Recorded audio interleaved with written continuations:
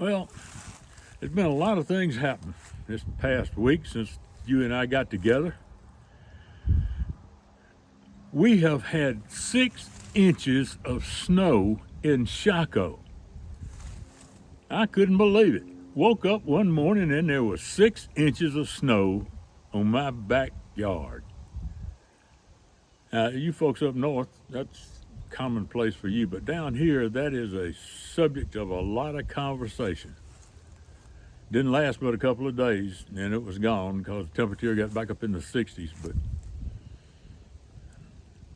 that was a beautiful sight. We had a good time. We enjoyed seeing it. Now, another thing was based on the comments that I've gotten and some reactions that we've had on our last week's story about Ernie Doral and his metal work. You seem to like it. A lot of folks wrote in, a lot of folks commented, and we had 0 negative comments about that. Of course, I don't know how you'd have a negative comment on something like his story. If you didn't see it, go back and look at it, last week's video.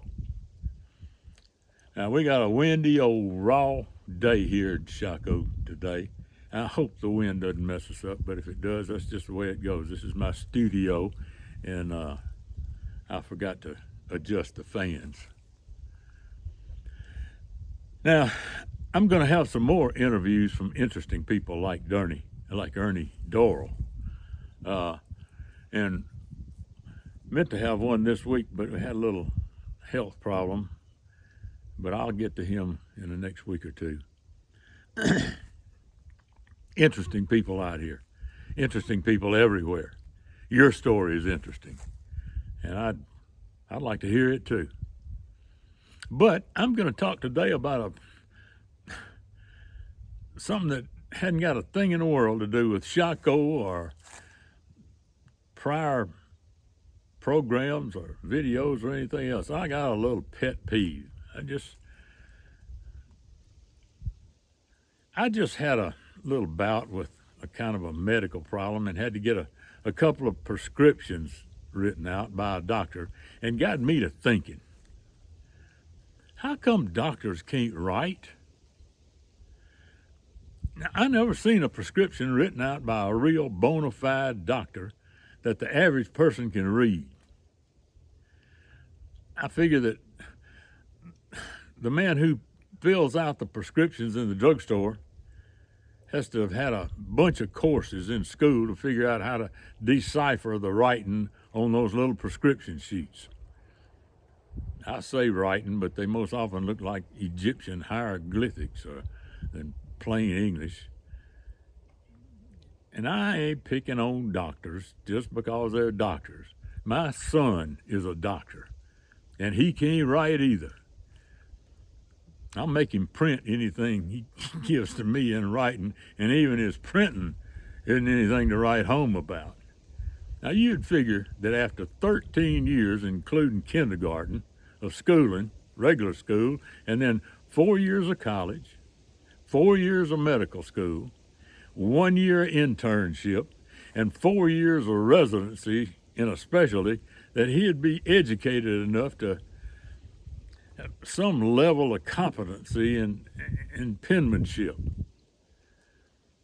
I went to a doctor the other day down in Jackson. Now, I've known this young man since he was about 2 years old. Since he's the son of a good friend of mine, a real smart boy from all accounts, and a really good doctor.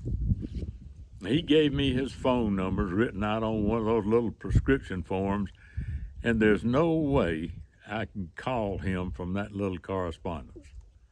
I can't tell whether the numbers are a 4 or a 9 or a 7 or a 1 or a 3 or an 8.